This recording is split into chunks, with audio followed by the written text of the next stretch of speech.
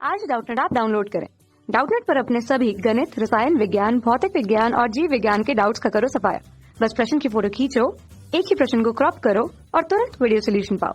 अभी डाउनलोड करें। पर बंद कमरे में सांस लेने में क्या कठिनाई होती है, तो हमें यहाँ पर बताना है कि बंद कमरे में सांस लेने में कठिनाई क्यों होती है। तो अगर हम यहाँ पर बंद कमरे की बात करें, हमें जो अवस्था दी है वो यहाँ पर बंद कमरा दी है।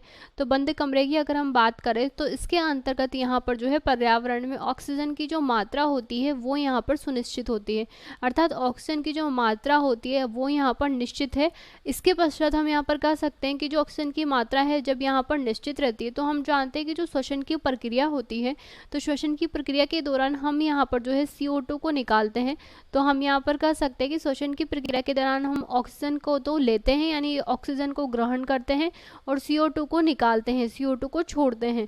तो हम यहाँ पर कहेंगे जब ऑक्सीजन को ग्रहण कर रहे हैं तो ऑक्सीजन तो यहाँ पर अंदर की ओर प्रवेश, शरीर के अंदर प्रवेश कर रही है, जिसकी वजह से कमरे के अंदर जो ऑक्सीजन की मात्रा थी कमी आ जाएगी। कमरे के अंदर जो ऑक्सीजन की मात्रा है उसमें यहाँ पर कमी आ जाएगी और CO2 को निकाल रहे हैं, CO2 को हम छोड़ रहे हैं, तो कमरे में यहाँ पर ऑक्सीजन की मात्रा में तो कमी आ जाएगी और CO2 को लगातार निकालने की वजह से जो CO2 की मात्रा होगी वो यहाँ पर कमरे में वृद्धि कर जाएगी।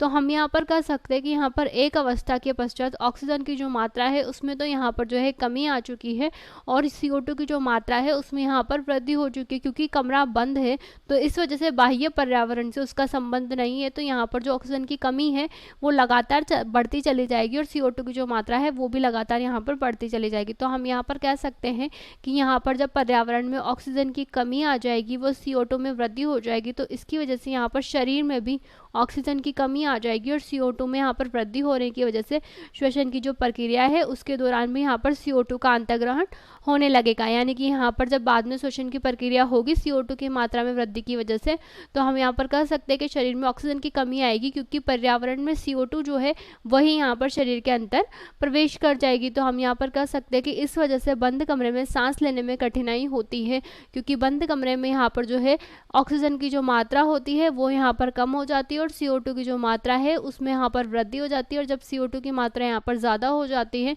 तो इसकी वजह से यहाँ पर जो है घुटन होने लगती है। इस वजह से यहाँ पर बंद कमरे में सांस लेने में कठिनाई होती है।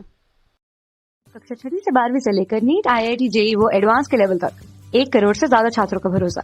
आज ही डाउनलोड करें डाउटनेट ऐप या व्हाट्सएप करें अपने सारे डाउट्स 8400 400 400 पर।